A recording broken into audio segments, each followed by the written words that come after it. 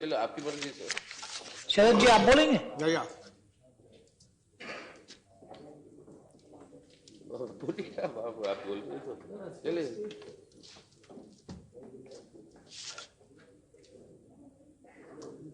Sir, मैं जो सभी मित्रों ने जो बोला है, आज का दिन संविधान के बाबत जो और उसकी याद में आपने जो रखा है, उस पर मैं कहना चाहता हूं कि देश 68 बरस में 68 बरस में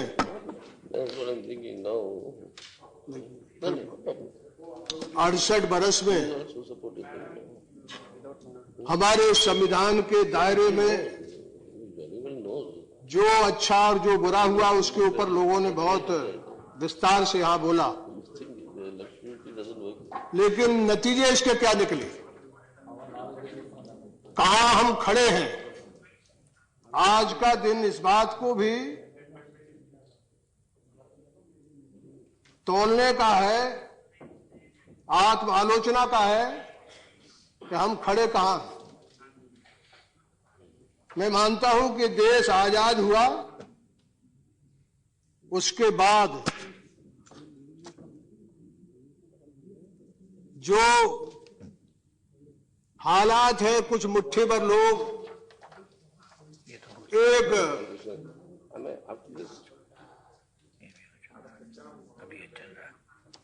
मैं आपके कारण दिक्कत में फंस जाऊं, फिर आप ही बोलो ना। प्लीज आप बताइए। Please address the chair. नहीं अंजलि, मैं परेशान हूं सीताराम येचुरी कारण। नो अच्छा, तो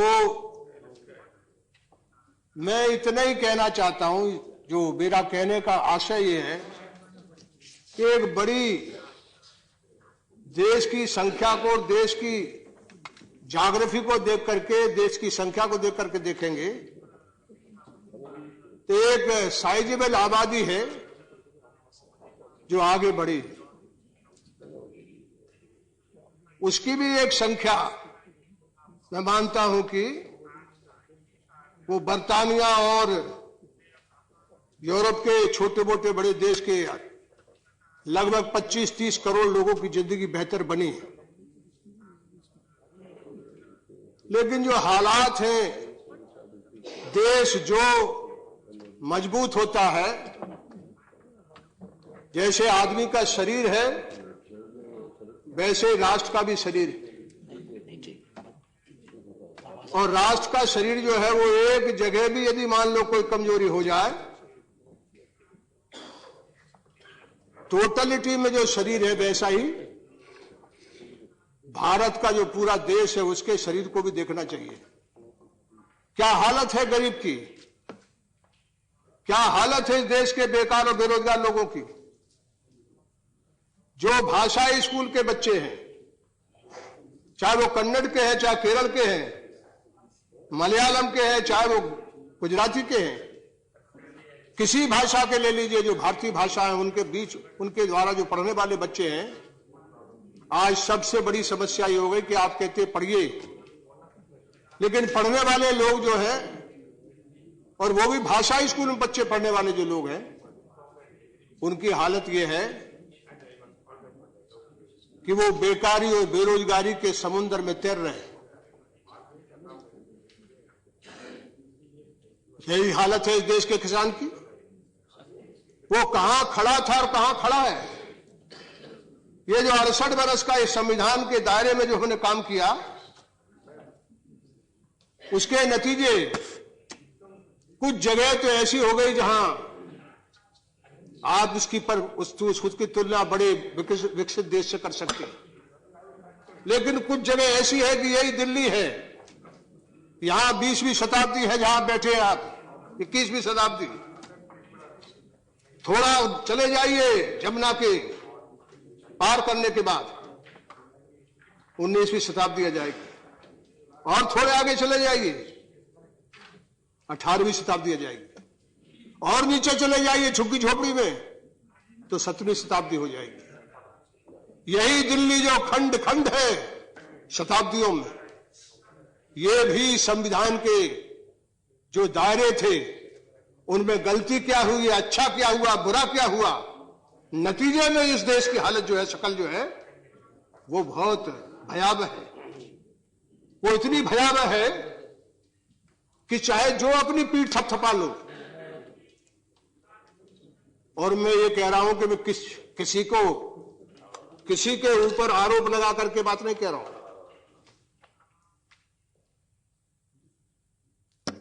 ये जो बात मैं कह रहा हूं वो इसलिए कह रहा हूं कि हम सब लोग जो यहां बैठे हैं, संविधान की दायरे में और संविधान के चलते मोटा मोटी हम चले हैं, लेकिन देश जो है वो तभी मजबूत होगा चेयरमैन साहब, जब देश के पूरे शरीर को संभव ताकत मिलेगी। और बाबा साहब अंबेडकर का जब नाम लेते हैं आप, तो मैंने गरीब के कहा, बेकारी का कहा। इस देश के सदियों में किसान ने कभी आत्महत्या नहीं की, बाजार जब से आया तब से आत्महत्या शुरू हुई है।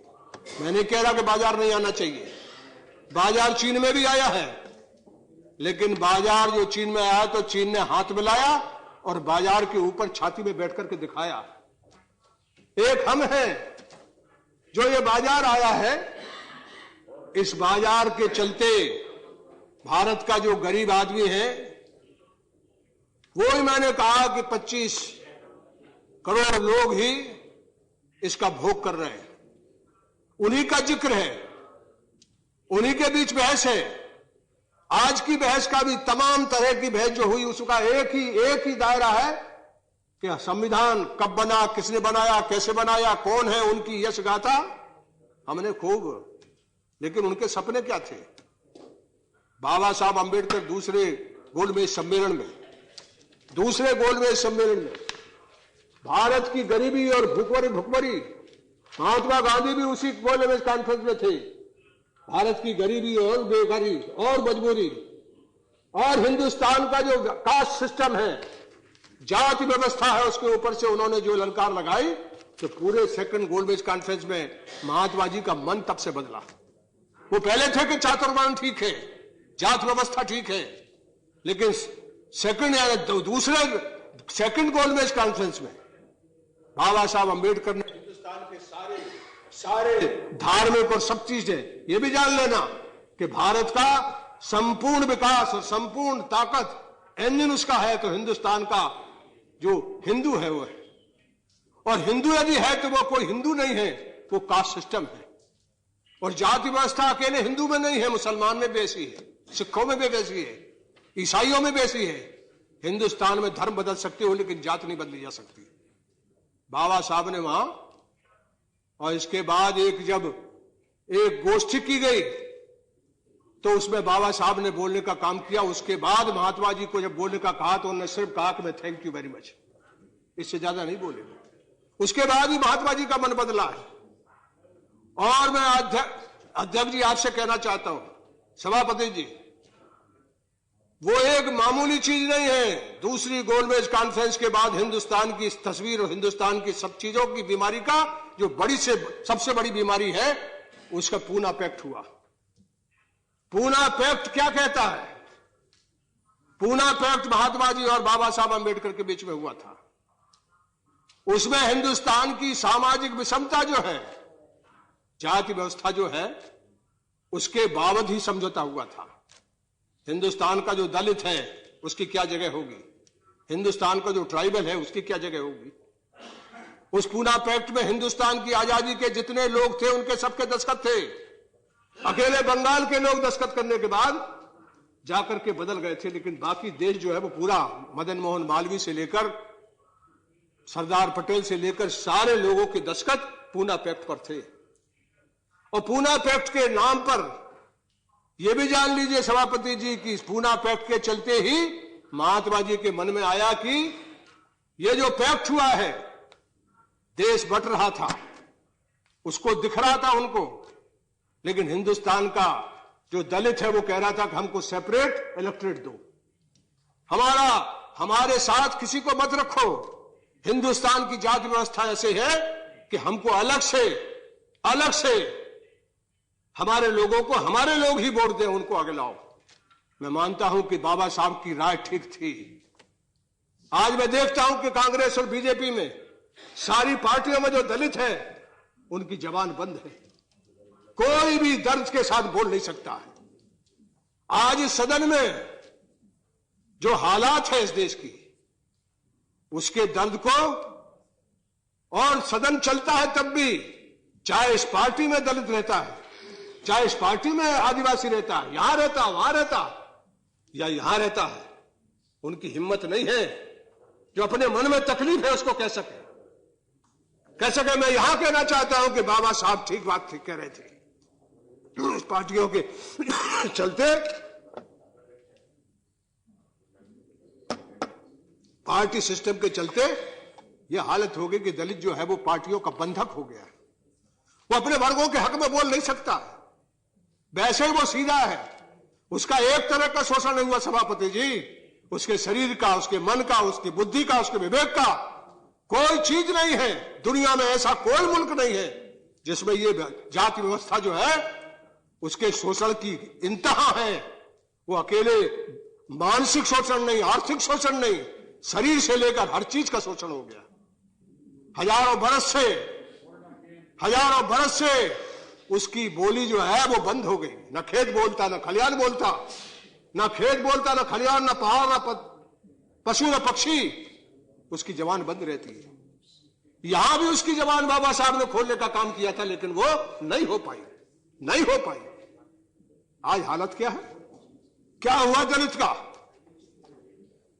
कुछ लोग कह रहे हैं कि बाबा साहब नहीं गए यहां से।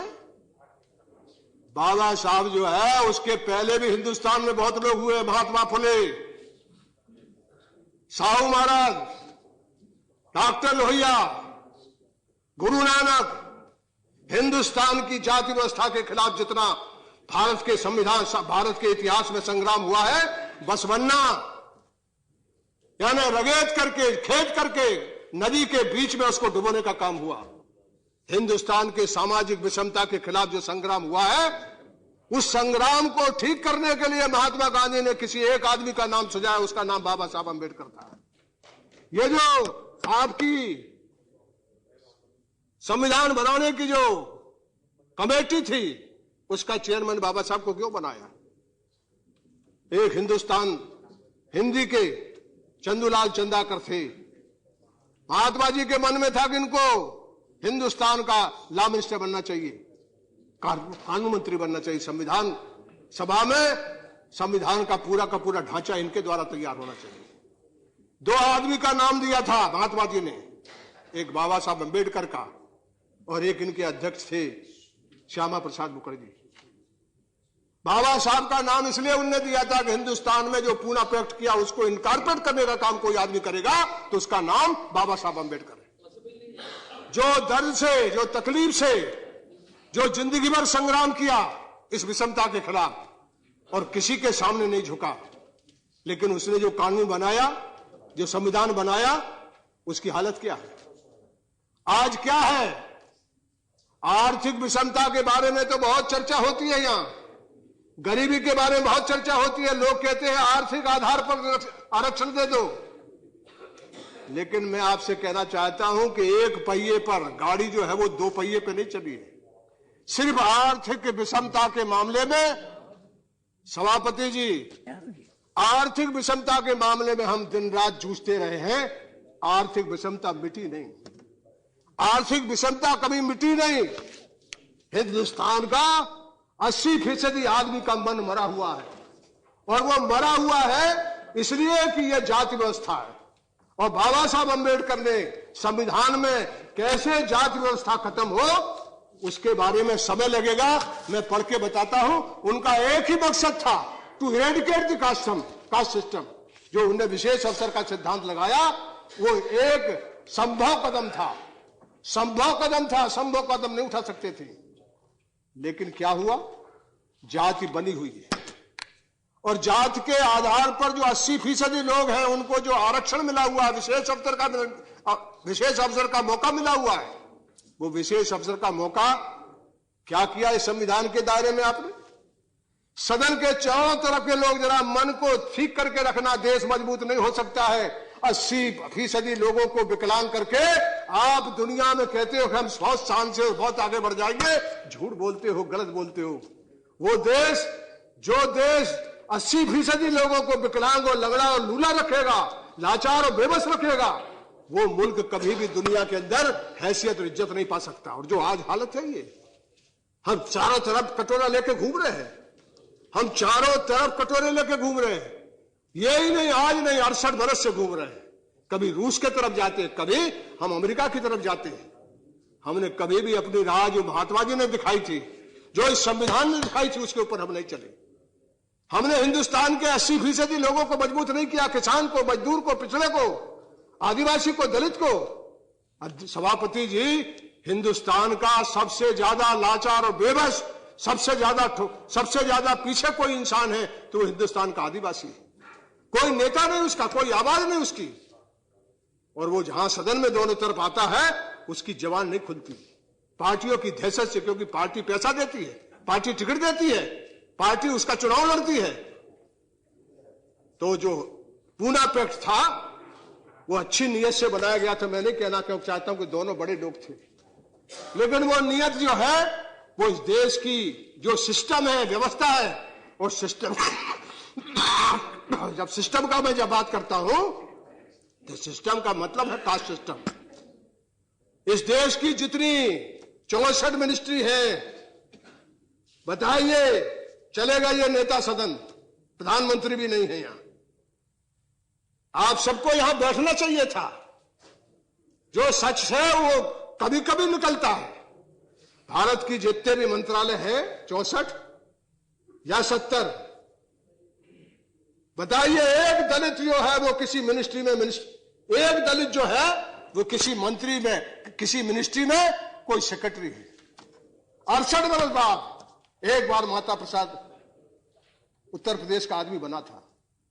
पिछड़ी जात में एक नहीं है, व्यवस्था चलाने वाले लोगों में एक सेक्रेटरी नहीं है, एक सेक्रेटरी। हाँ, इस बार एक सेक्रेटरी बना है, मैं जानता हूं, एक सेक्रेटरी बना है, एक सेक्रेटरी बना है। और आज लोहिया नहीं है यहां, मधुले में नहीं है यहां, मधुदंड में नहीं है। इसलिए मुझे तकलीफ है कि मैं नहीं खड़ा होता यदि आप में से कोई आदमी इसके ऊपर बोल रहा होता। मैं कभी नहीं खड़ा होता। मैंने हिंदुस्तान के हर अन्याय के खिलाफ लड़ी है। कोई मीसा में 2 बरस की बात करता है, मैं हिंदुस्तान के जेल में 4 बरस रहा हूं, 4 बरस रहा हूं। हिंदुस्तान की पार्लियामेंट से 2 बार इस्तीफा दिया हूं। लेकिन मुझे आज तकलीफ है कि आज मधुले में नहीं है, आज लोहिया नहीं है। मैं यहां खड़ा हूं तो लोहिया के कारण खड़ा। मैंने लोहिया देखा नहीं। क्या हुआ इस सामाजिक विषमता को? याद रखना सभापति जी, मैं आपके माध्यम से सबसे कहना चाहता हूं, आपसे भी कहना चाहता हूं, यह सामाजिक व्यवस्था, सामाजिक विषमता जो है, वही है सारी चीज की जननी, वही सारे गुनाहों की जननी है। उसी से सारी विषमता, उसी से सारा अन्याय, उसी से सारा जुल्म, उसी से सारा शोषण, उसी से सारा का सारा संविधान में सबसे ज्यादा एक पहिया जो है वो सामाजिक विषमता का है, आजादी का है, आर्थिक विषमता का है। बोली की आजादी का सब कुछ है उसमें, लेकिन सबसे ज्यादा उसकी आत्मा जो है आर्थिक और सामाजिक विषमता का 2 पहिया जो है, वो सिर्फ आर्थिक विषमता की बात इस देश में चलती है, वो धोखा। आर्थिक विषमता जो है बेटी है सामाजिक विषमता की, सामाजिक विषमता जो है बेतारी है आर्थिक विषमता की। जात का ग्राफ खींच लो, ऊंची जात से नीचे चलते आओ तो नीचे जैसे ऊंची जात से नीचे चलते आओगे वैसे वैसे गरीबी बढ़ते जाएगी। और सबसे ज्यादा जो सफाई कर्मचारी है, आप कहते हो देश का स्वच्छ भारत बनाना, अरे इसी पार्लियामेंट के भीतर जो सफाई कर्मचारी, उनको कितनी तनख्वाह मिल रही है जरा पता लगाओ। आपने कॉन्ट्रैक्ट लेबर लगाकर 7,500 रुपया उनको मिलता है। आप कहते हो भारत को स्वच्छ भारत बनाओगे? 7,500 यही, जहां रोज यहां वॉशरूम में जाते हो, आप वॉशरूम में जाते हो, क्या आप पता लगा लो, पता लगा लो। यानी हिंदुस्तान का जो सबसे लाचार और बेबस आदमी है, जो मां का काम करता है, जो मां को मां हम कहते हैं, वो पेट को छोड़ करके बाकी सबका आहार्य करता है, वो इस देश का बाल्मीकि समाज है। वो सबका सब कितने रुपए में भर्ती है, कितने रुपए में आपके यहां आप भी बैठे हैं और वहां भी बैठी है, सबसे ज्यादा जिम्मेदार हैं उस सदन के, तो आप जो है वो सफाई की बात करते हो। मैं इसका उदाहरण इसलिए दिया कि ये पाखंडी देश है, पाखंड से भरा हुआ है। हिंदुस्तान में आपने जो आरक्षण लगाया 68 वर्ष में, उस आरक्षण में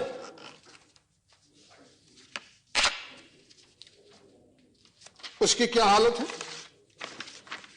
भारत सरकार के 62 डिपार्टमेंट हैं, group A, group B, group C. Group A में है 65,414 सीट, उसमें से आउट ऑफ 64,414 में शेड्यूल्ड कास्ट के लोगों को मिला है 7,890। परसेंटेज कितना है? 12%, 12.6%, 06%। शेड्यूल्ड ट्राइब्स को कितना मिला है? 3,324। कितना मिला है? 5.08। ओबीसी को कितना है? 5,477, 8.37। Out of 27%, out of 27%। 68 वर्ष में ये जो है वो आदिवासियों का 2.5% बैकलॉग। ये जो आपका 15% मिलना चाहिए शेड्यूल्ड कास्ट के लोगों को, इनका बैकलॉग है 12, आपको 12% मिला है। 3% अभी भी उसका पेट का, 2.5% उसका पेट का कटा हुआ है। क्या बात करते हो?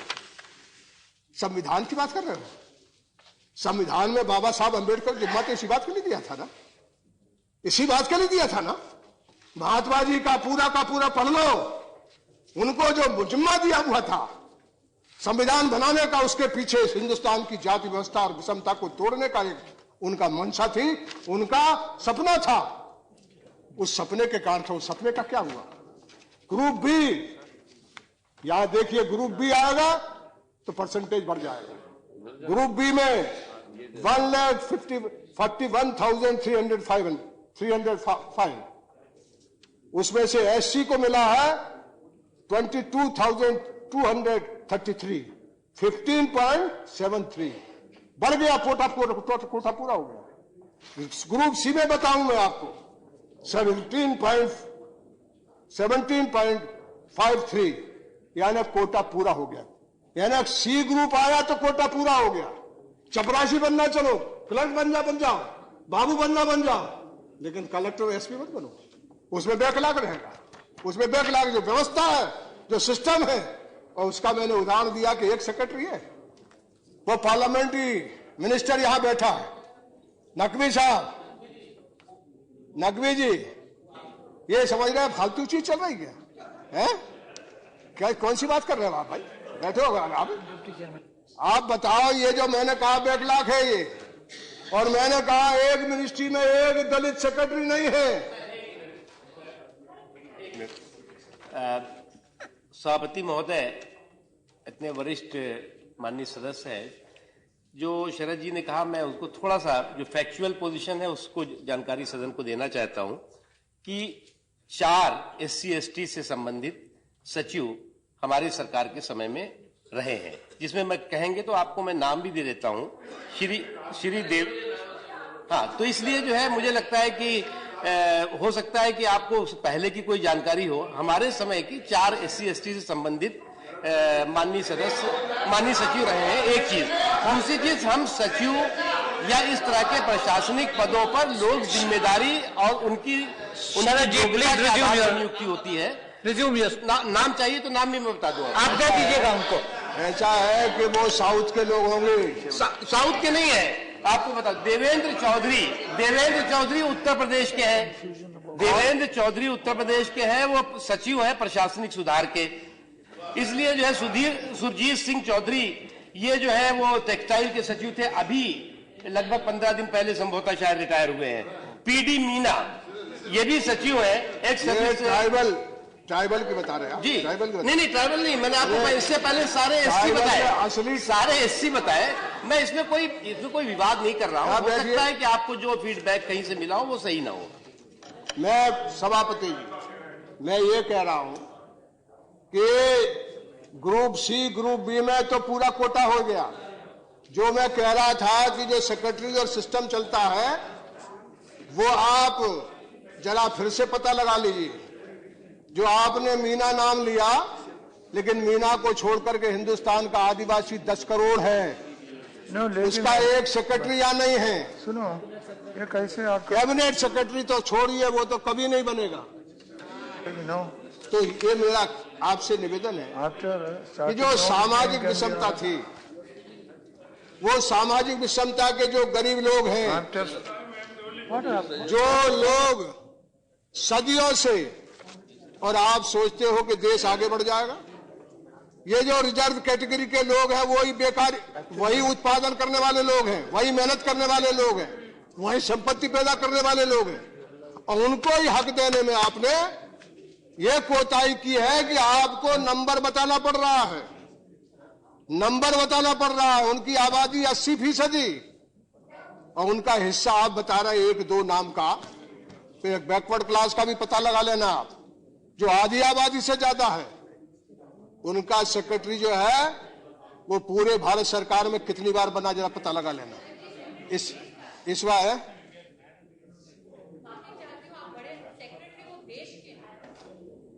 बड़ी होशियार है आप तो, बहुत होशियार है। मुझे पता है मैं होशियार हूँ भाई साहब, लेकिन मैं आपसे आग्रह करती हूँ, बड़ी होशियार है। सेक्रेटरी पूरे देश के हैं। नहीं, मैं समझ गया आपकी बात, आपकी बात समझ गया, मेरी बात आप समझेंगे नहीं। मेरा यह कहना है कि हिंदुस्तान जो है वो हिंदुस्तान पूरी तरह से कई अंतर विरोधों से, कई विषमता से भरा हुआ, और उस विषमता का पीछे कोई एक कारण है, कोई एक बात है, तो ये जाति व्यवस्था है। इसके बारे में हमने जो रिजर्वेशन और अफर्मेटिव एक्शन आपने किया था, हमने वो अफर्मेटिव एक्शन हमने 68 बरस में बिल्कुल नहीं किया है। और अकेले एक डिपार्टमेंट का आप सिर्फ इसका दे रहे हो, आईपीएस और आईएएस और आईपीएस का, लेकिन बैंक है, यूनिवर्सिटी है, ये एम्स है। यहां एक दलित महिला जनरल सीट में जीत गई, यानी आप डॉक्टर बन गई, आज भी वो बाहर बैठी है। ये जो है आपके एससी के चेयरमैन पूनिया जी, ये आप बोलेंगे तो बताएंगे। यानी कदम कदम पर यदि अन्याय नहीं होता, जुल्म नहीं होता, तो हमारा समाज आगे बढ़ता। लेकिन पूरा समाज इसलिए नहीं आगे बढ़ा कि इस जाति व्यवस्था के बारे में हमने कोई बहस नहीं की। इसके ऊपर बहस करें, इससे सबसे ज्यादा युद्ध और सबसे ज्यादा संग्राम यदि कोई हुआ है तो जाति व्यवस्था के इरेडिकेशन पे हुआ है, जाति व्यवस्था को समाप्त करने के लिए हुआ है। अभी भी हमारा जो रिजर्वेशन है वो सिर्फ 49.5%। जो अंतरजातीय शादी कर रहा लड़का, हमको पूरे देश में आज तक हम इंतजाम नहीं कर पाए कि जो अंतरजातीय शादी कर रहा है वो देश का महान कार्य कर रहा है। उसे प्रोटेक्शन का हाउस बनना चाहिए, उसे हर जगह हॉस्टल बनना चाहिए, सरकार को उसको हर जगह नौकरी देना चाहिए। इसलिए मैं आपसे निवेदन करना चाहता हूं कि ये जो राक्षस है जाति व्यवस्था का, इस राक्षस से बहुत से लोगों को फायदा है, बहुत से लोगों को नुकसान है।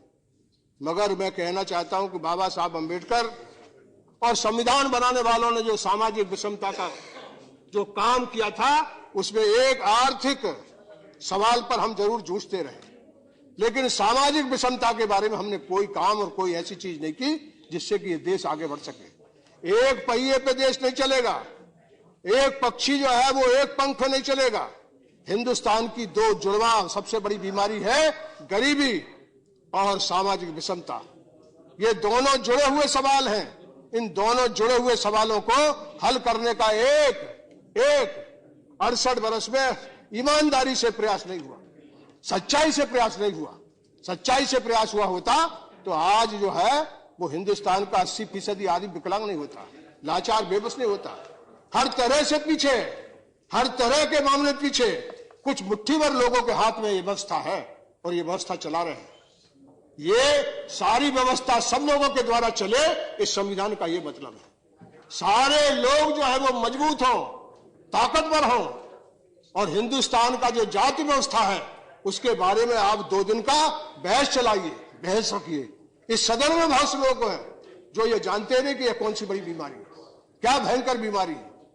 ये ऐसी बीमारी है जो दुनिया की कहीं नहीं पाई जाती, इसी देश में पाई जाती है। और इस बीमारी के चलते हिंदुस्तान का संविधान जहां पहुंचना चाहिए था, हमारा जो विकास है, हमारा देश जो आगे बढ़ना चाहिए था, वो आगे नहीं बढ़ पाया। उसके पीछे एक ही कारण है कि हमने एक पहिए पर एक इकोनॉमिक डिस्पैरिटी पर हमेशा कार्यक्रम बनाया। इसके बारे में हम हमेशा इग्नोर करते रहे और इसलिए हमारा देश जो है, जो मजबूत होना चाहिए था, ताकतवर होना चाहिए था, वो नहीं हुआ। मैं इतना ही कहकर के ये भी कहना चाहता हूं आपके माध्यम से कि मैं जो बात उठाया हूं वो वेदना के साथ इसलिए उठाया हूं कि कोई ने इस सवाल को नहीं उठाया। इसलिए मैं ये कहना चाहता हूं कि जो संविधान है, उस संविधान में बाबा साहब को जो जिम्मा दिया गया था, वो हिंदुस्तान के जो सबसे ज्यादा छोटे और सबसे ज्यादा नीचे तबके के लोग हैं, जो छोटी जात के लोग हैं, जो वीकर सेक्शन के लोग हैं, उनकी जिंदगी कैसे ठीक होगी, कैसे बनेगी, कैसे संभलेगी, वही मकसद था उनके बनाने का। और उसमें बाकी सब लोगों ने सहयोग किया, लेकिन उन्होंने, बड़े लोग थे वो, उन्होंने हिंदुस्तान की इस बीमारी को पहचान करके इस विषमता के ऊपर बड़ा भारी संविधान में प्रावधान किया, लेकिन वो प्रावधान लागू नहीं होता है। वो अकेले मैंने नौकरी का बताया आपको, IAS और IPS के बड़ी नौकरी का, लेकिन ना तो वो उनको हक मिलता है बैंक में, ना हक मिलता है उनको आपके एजुकेशन में, ना हक मिलता है उनको। ये सुप्रीम कोर्ट है, सुप्रीम कोर्ट में भी रिजर्वेशन नहीं है, उसके नौकरों में रिजर्वेशन नहीं है। जो सुप्रीम कोर्ट हर बार यहाँ के बनाए हुए कानून को रोकता है, करता है, वो सबसे ज्यादा सामाजिक विषमता के, सोशल जस्टिस के मामले को वो हमेशा रोकने का काम करता है। इसलिए इस संविधान पर चर्चा के दौरान यदि ये चर्चा नहीं होगी तो बात बनती नहीं है, और इसलिए मैंने इस चर्चा को छेड़ा। इन्हीं बातों के साथ सभापति जी मैं आपका बहुत बहुत सम्मान करता हूँ। बहुत शुक्रिया। ओके।